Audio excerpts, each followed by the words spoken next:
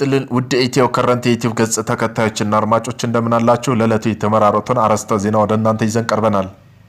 መቀሌ ከተማ የሚገኝ የኢትዮጵያ ንግድ ባንክ ዋና ቅርንጫፍ ትናንት ምሽት በከተማው መረጃ መሰረት የህወሓት ሰዎች በርካታ ተሽከርካሪዎች ገንዘብ ጭነው ታይተዋል። በጉዳዩ ጋር ከመንግስት አካል የተሰጠ መረጃ የለም።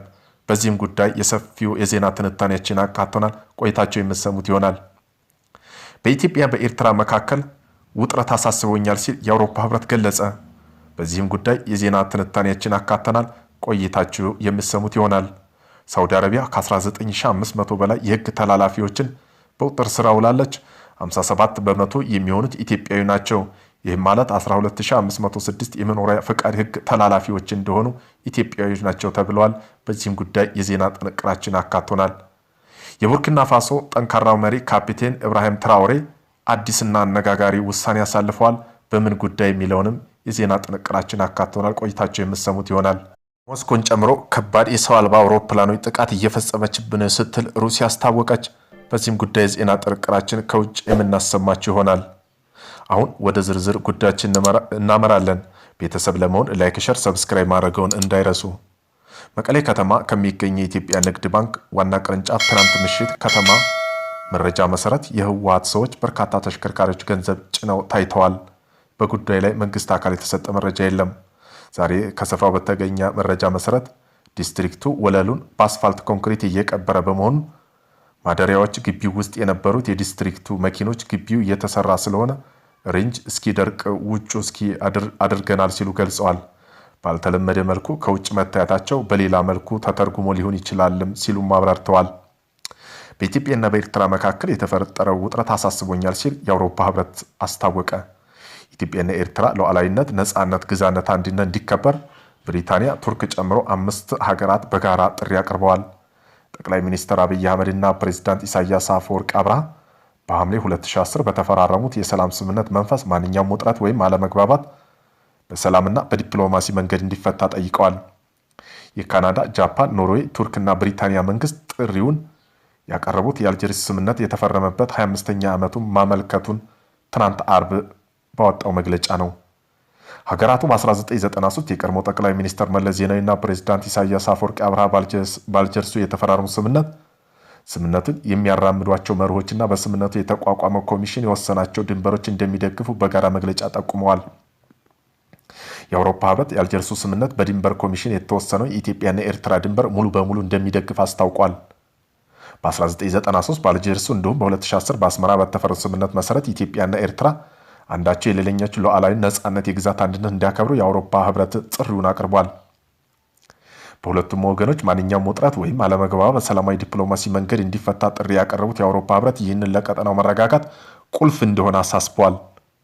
ሀገራቱ የአልጀርስ ስምምነት በማስታወስ ያወጧቸው መግለጫዎች በኢትዮጵያና በኤርትራ መካከል ያለው ውጥረት እንዳሳሰባቸው የሚጠቁሙ ናቸው። ሳውዲ አረቢያ 19500 በላይ በህግ ተላላፊዎች በቁጥጥር ስር አዋለች። 57 በመሆኑ የሚሆኑት ኢትዮጵያዊ ናቸው ተብሏል።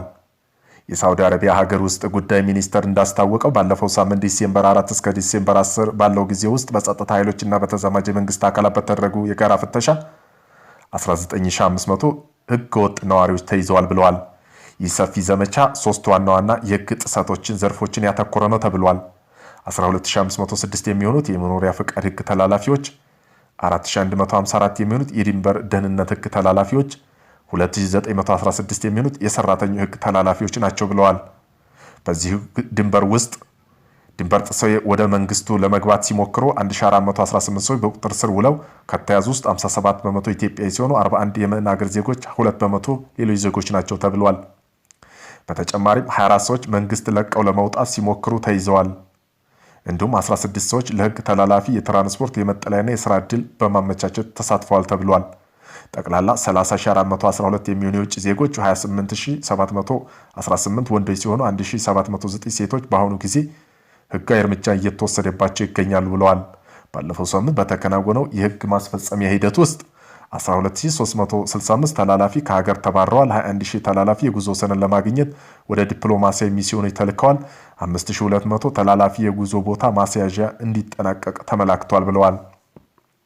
የሀገር ውስጥ ጉዳይ ሚኒስቴር ህገወጥ ግለሰቦች ወደ መንግስቱ እንዲገቡ የሚያመቻቹ የሚያጓጉዙ መጠለያ ወይም ሌላ ማንኛውም ድጋፍ የሚሰጡ ማንኛውም ሰው እስከ 15 ዓመት የሚደርስ እስራትና 1 ሚሊዮን የሳውዲ ሪያል የሚደርስ ቅጣት እንዲሁም ትራንስፖርት ወይም መጠለያ አገልግሎት የዋሉ ንብረቶችን በመውሰድ እንደሚቀጣ አስጠንቅቋል። የሳውዲ አረቢያ ሀገር ውስጥ ጉዳይ ሚኒስቴር ጠቅሶ መረጃውን ያጋራው ጉርሻ ነው። የቡርኪና ፋሶ ጠንካራ መሪ ካፒቴን ኢብራሂም ትራኦሬ አዲስና አነጋጋሪ ውሳኔ አሳልፈዋል። ካፒቴን ትራኦሬ ከውጭ ሀገር ወደ ቡርኪና ፋሶ የሚገቡ አርቲፊሻል ጸጉሮች ወይ ወደ ሀገራቸው እንዳይገቡ በይፋ ከልክለዋል። መሪው ለዚህ ውሳኔ የሰጡት ምክንያት ደግሞ እንዲህ የሚል ነበር። አፍሪካ የራሷ ማንነት ያላት አህጉር እንጂ የሌሎች ሀገር ባህልና ምርት የሚከማችበት ሙዚየም አይደለችም። ይህ ውሳኔ አፍሪካውያን ተፈጥሯዊ ውበት ለማበረታታት የውጭ ጥገኝነት ለመቀነስ የታለመ መሆኑን ተገልጿል። ዩክሬን ሞስኮን ጨምሮ ከባድ የሰው አልባ አውሮፕላኖች ወይም ድሮን ጥቃት እየፈጸመች ነው ስትል ሩሲያ አስታወቀች። ሞስኮን ጨምሮ በተለያዩ ክልሎች ዩክሬን ቢያንስ 287 ሰው አልባ አውሮፕላን ድሮን በመጠቀም ከፍተኛ አየር ላይ ጥቃት መፈጸሟን ሩሲያ ሐሙስ ዕለት ተናግራለች። የሩሲያ መከላከያ ሚኒስቴር እንዳስታወቀው ሞስኮ ክልል ቢያንስ 40 ሰው አልባ አውሮፕላን የተተኮሱ ሲሆን በከተማ የ22 ሚሊዮን በላይ ሕዝብ ይኖራል ተብሎ ይታወቃል ብለዋል። የጉዳቱ መጠን እስካሁን ባይገለጽም የአውሮፕላን በረራዎች ከሁሉም የሞስኮ ዋና አውሮፕላን ማረፊያ እንዲዘዋወር ተደርጓል። እንደ አውሮፓውያን አቆጣጠር የካቲት 2022 ሩሲያ ዩክሬን የወረረች ሲሆን በአሁኑ ጊዜ የዩክሬን 1/5ኛ ግዛት ተቆጣጥራለች። ሩሲያ ትንሿን ጎረቤቶቿን በሚሳኤልና ሰው አልባ አውሮፕላን መደብደብ ቀጥላለች። በቅርቡ የኃይል ዘርፏን ኢላማ ማድረጓ ይታወሳል። ዩክሬን ከዚህ ዓመት የሩሲያ የነዳጅ ፋብሪካዎችና የነዳጅ ተርሚናሎች በሰው አልባ አውሮፕላኖች በማውደም ተንቀሳቅሳለች። ባህር ላይ ሰው አልባ አውሮፕላን ረቡዕ ዕለት በሩሲያ ዘይት ንግድ ላይ የተሳተፈ የነዳጅ ጫኝ መርከብ ዩክሬን ብቸኛ የኢኮኖሚ ዞን በጥቁር ባህር በኩል ወደ ሩሲያ ኖቮሮሲስክ ወደብ ሲጓዝ የመምታት ጉዳይ ማድረሱን የዩክሬን ባለስልጣን መናገራቸው ይታወሳል። ከአውሮፓ መሪዎች ጋር ጠንካራ ቃላት ተለዋውጠዋል። የአሜሪካው ፕሬዝዳንት ዶናልድ ትራምፕ በዩክሬን ጦርነት ከአውሮፓ ሀገራት ተጠያቂ ያደረጉ። ፕሬዝዳንቱ የአውሮፓ ሀገራት ጊዜው እያጠፋ ነው በማለት ወቅሰዋል። ትራምፕ ከፈረንሳይ፣ ጀርመን፣ ዩናይትድ ኪንግደም መሪዎች በመወያየታቸው ገልጸው ከአውሮፓ መሪዎች ጋር ጠንካራ ቃላት ተለዋውጠዋል ብለዋል። የአሜሪካ ያቀረቧቸው የሰላም እቅድ በፍጥነት እንዳይተገበር ክፍፍል እየፈጠሩ ነው በማለት ወንጅለዋል። ትራምፕ በሁለት ቀን በፊት የአውሮፓ ስልጣኔ እየደከመ ነው ሲሉም ተደምጠዋል።